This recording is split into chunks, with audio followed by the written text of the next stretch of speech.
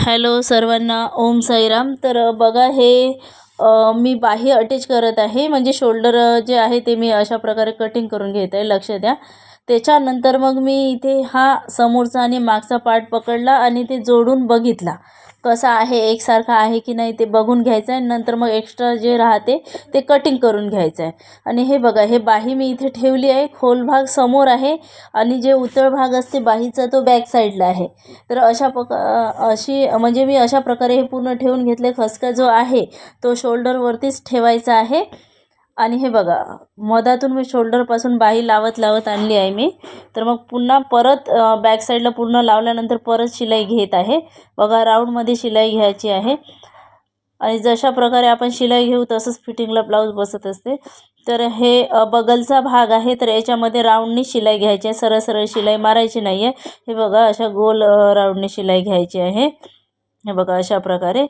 आणि त्याच्यानंतर मग परत डबल शिलाई मारायची आहे. डबल म्हणजे फिटिंग शिलाई, म्हणजे फिट्ट बसते ती शिलाई. डबल अशा प्रकारे पुन्हा शिलाई मारून घेत आहे मी. बघा, याची डबल शिलाई झाली आहे बाहीची. एक बाही मी आधीच एक्स्ट्रा जोडून घेतली होती. ही दुसऱ्या साईडची बाही आहे.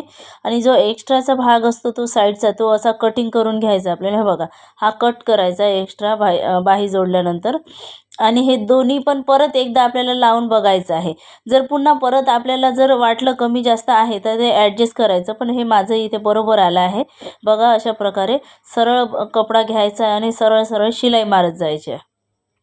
बघा, आणि हे बघा, सरळ शिलाई मारल्यानंतर लॉक करत आहे मी इथे. बघा, अशा प्रकारे इथे पण मी लॉक करायचं सांगते.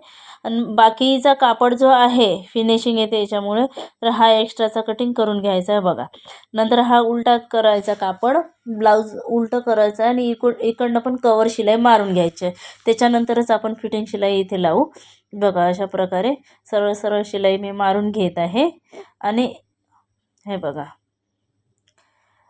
आणि फिटिंग शिलाई जेव्हा लावत असतो आपण, तर तेव्हा सरळ कडूनच आधी शिलाई मारायची आहे, मग उलटं ब्लाऊज करायचं आहे, नंतर शिलाई मारायची आहे. कारण याच्यामुळे फिनिशिंग नाही येते ब्लाऊजला.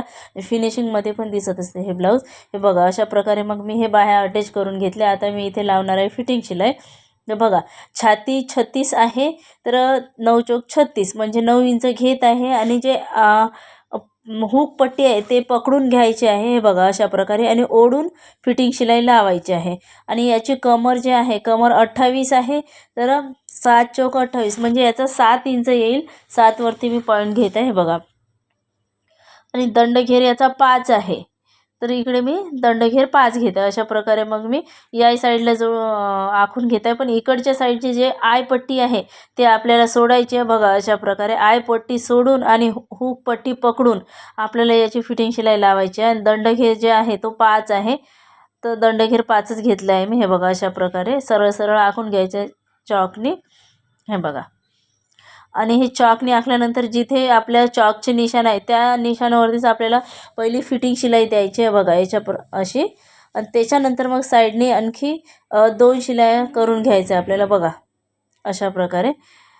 तर जे माझा व्हिडिओ जे बघत असेल त्यांनी माझ्या चॅनलला नक्की सबस्क्राईब करा आणि लाईक करा. कमेंट्समध्ये सांगा तुम्हाला जे काही शिकायचं असेल ते.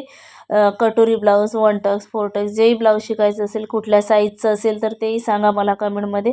मी त्याच्यावरती पण नक्की व्हिडिओ बनवीन.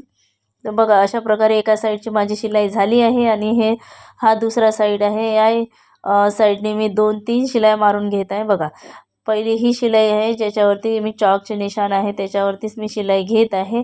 त्याच्यानंतर साईडने 2 शिलाई एक्स्ट्राचे देत आहे. कारण 2 शिलाई एक्स्ट्रा ॲडजस्ट करायसाठी द्यावंच लागते ब्लाऊजमध्ये, तर 2 शिलाई मी एक्स्ट्राचे देत आहे. बघा, अशा प्रकारे. बघा, इथे लॉक करून घेत आहे. लॉक करायचंच आहे फिटिंग शिलाईला, तर लॉक करणं आवश्यक आहे. हे बघा, अशा प्रकारे पुढे पण लॉक करायचं आहे आणि एंडमध्ये पण लॉक करायचे आहे. तर बघा, अशा प्रकारे मी पूर्ण फिटिंग शिलाई करून घेत आहे. तर चला, भेटू पुढच्या व्हिडिओमध्ये.